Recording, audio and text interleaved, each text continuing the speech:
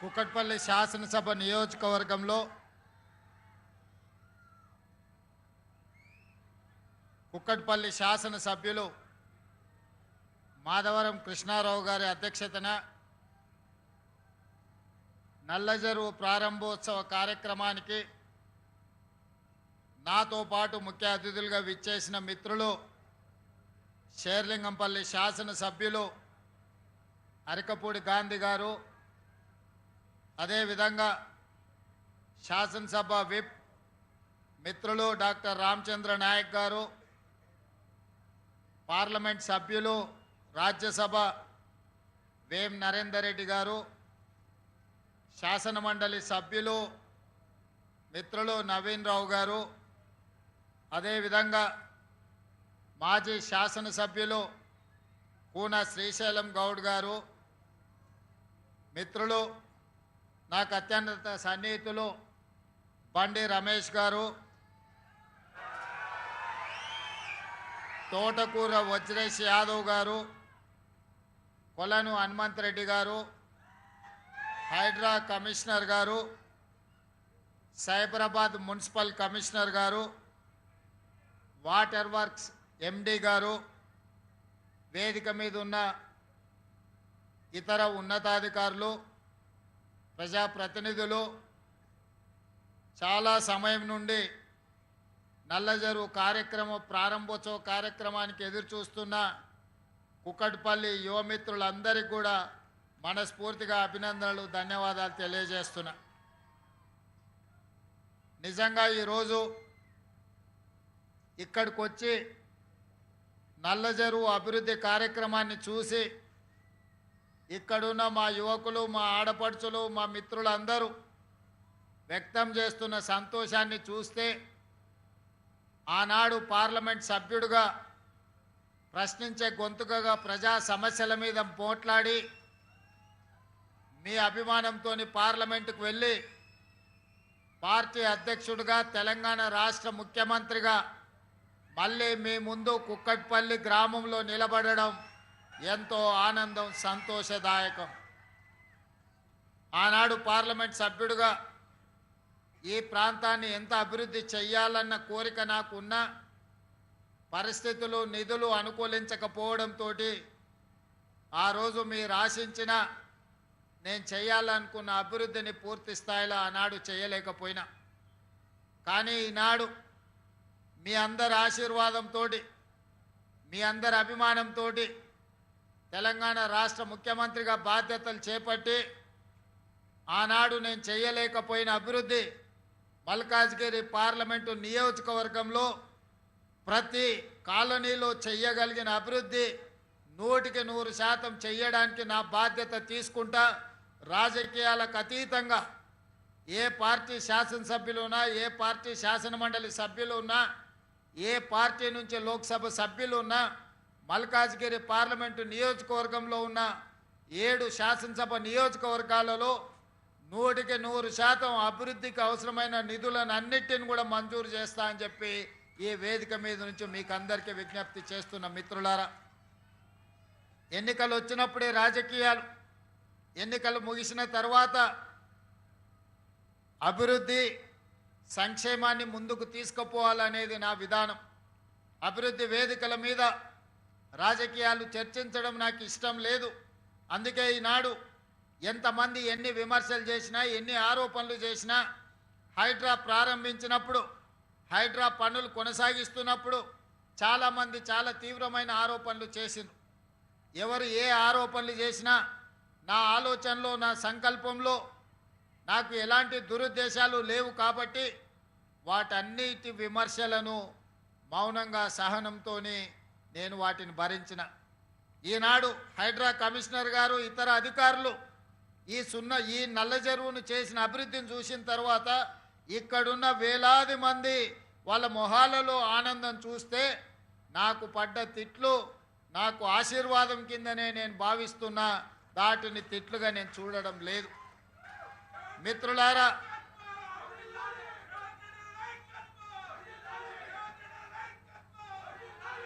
వివిధ జిల్లాల నుంచి, వివిధ రాష్ట్రాల నుంచి వివిధ దేశాల నుంచి కూడా మన ప్రాంతానికి ఉద్యోగ ఉపాధి అవకాశాల కోసం ఇక్కడికి తరలి వస్తున్నారు. మనం కళ్ళు మూసి తెరిచే లోపల వేల మంది లక్షలైనరు. ఇవాళ లక్షల జనాభా 1,34,00,000కు పెరిగిపోయింది అని అంటే ఈ మహానగరం ఈరోజు ప్రపంచంతోనే పోటీ పడే విధంగా ఈరోజు అభివృద్ధి చెందుతున్నది.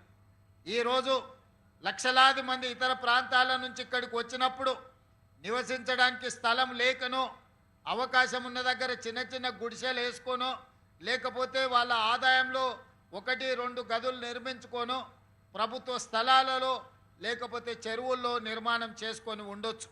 కానీ అనధికారికంగా అలా కట్టుకున్న వాటిని తొలగించినప్పుడు కొంతమంది పేదలకు నష్టం జరిగి ఉండొచ్చు, ఇంకొంతమంది పేదలకు దుఃఖం కలిగి ఉండొచ్చు.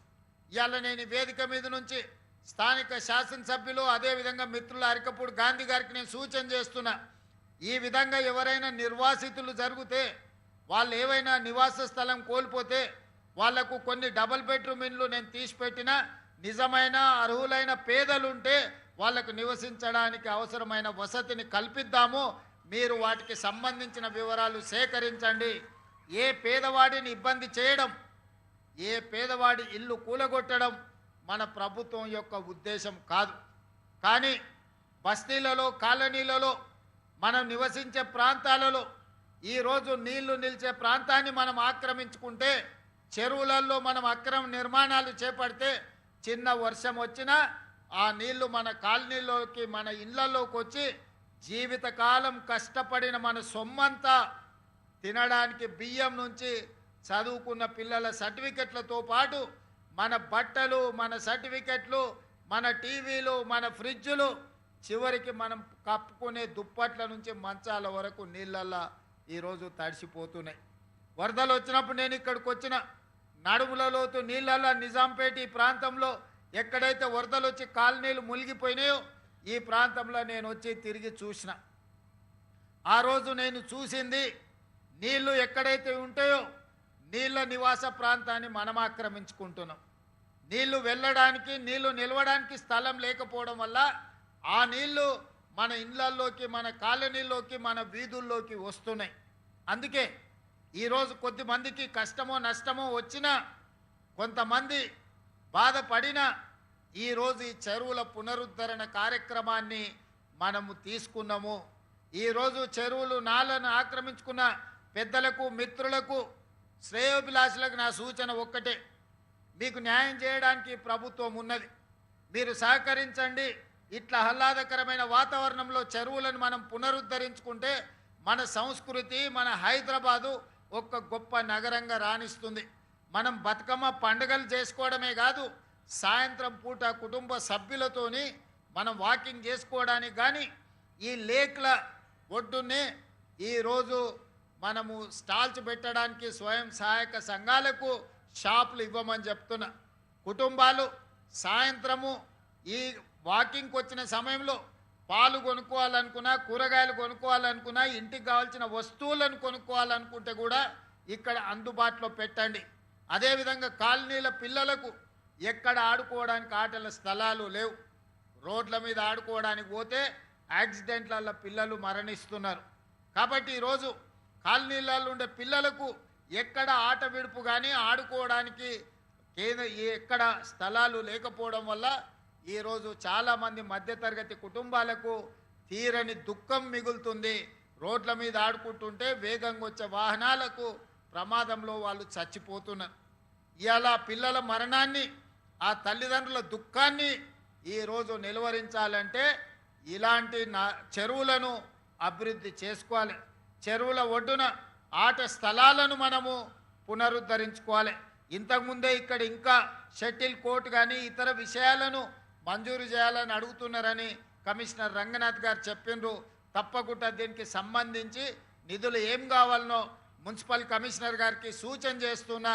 ఒక్కసారి మొత్తం అంచనా వేసి స్థానికులతో మాట్లాడి మనం చెయ్యగలిగిన పనులు, స్థలం ఉంటే తక్షణమే కొత్త మున్సిపల్ కమిషనర్ గారికి నేను ఆదేశాలు ఇస్తున్నా. వాళ్ళకి ఏమేం కావాలనో నిధులను మంజూరు చేద్దాం.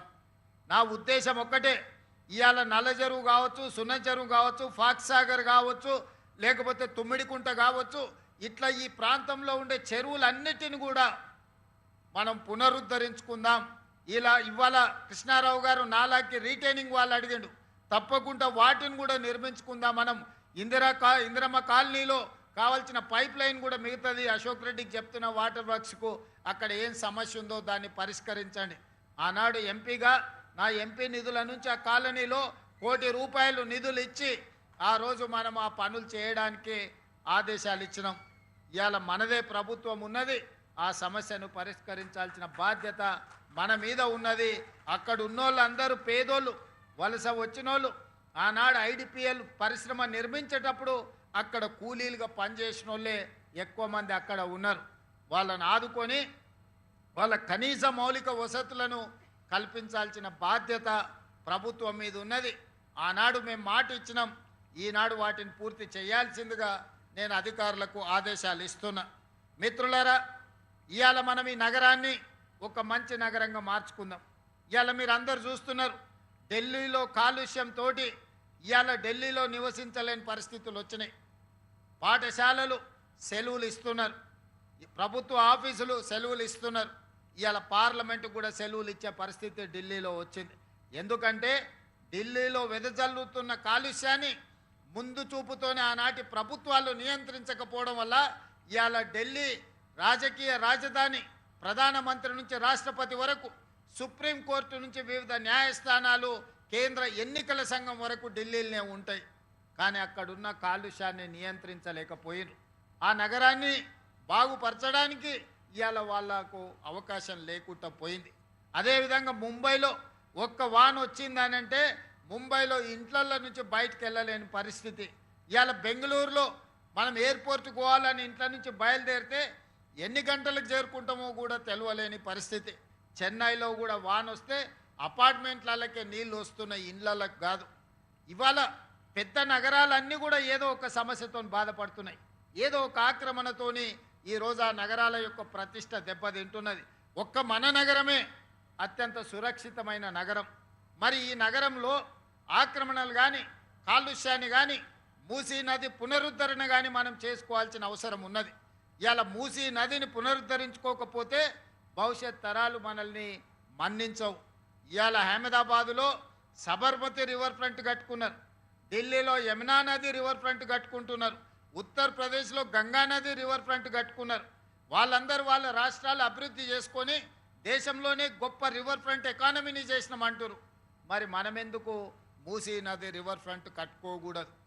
మూసీ రివర్ ఫ్రంట్ చేసేటప్పుడు పేదవాళ్ళకి ఎవరికైనా ఇబ్బంది వస్తే తప్పకుండా వాళ్ళకు న్యాయం చేద్దాం, వాళ్ళకి నష్టపరిహారం ఇద్దాం.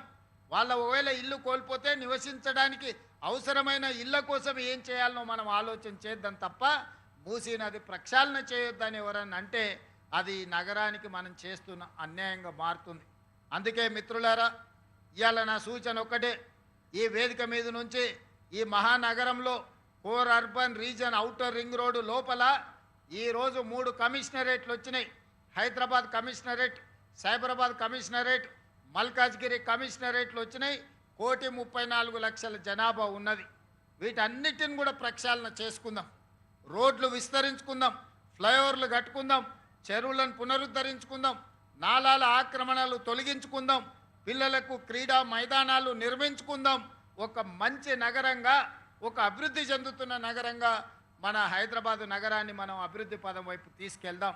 ఎందుకంటే 5 ఏళ్ళు మల్కాజ్గిరి పార్లమెంట్ సభ్యుడిగా అన్ని కాలనీలు, అన్ని బస్తీలు తిరిగిన, ఇక్కడున్న కార్పొరేట్ కౌన్సిలర్ స్థాయి నాయకులతో కూడా నాకు వ్యక్తిగతంగా పరిచయాలు ఉన్నాయి. బస్తీలలో బస్తీ నాయకులతో నాకు వ్యక్తిగత సంబంధాలు ఉన్నాయి. అందరిని నేను గుర్తుపడతా, బస్తీల సమస్యలు నాకు తెలుసు. ఇవాళ నా సూచన ఒక్కటే, పని చేయించుకోకపోతే మీదే తప్పు. పని చేయడానికి నేను సిద్ధంగా ఉన్నా, నిధులు విడుదల చేయడానికి నేను సిద్ధంగా ఉన్నా.